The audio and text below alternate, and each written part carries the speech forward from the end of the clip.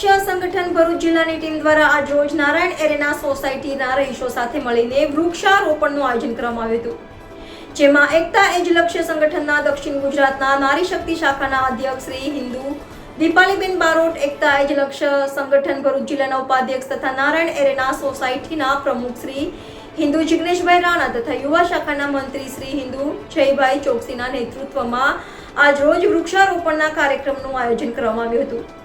Reporter Kartik Sapkal, NN news Bharuch.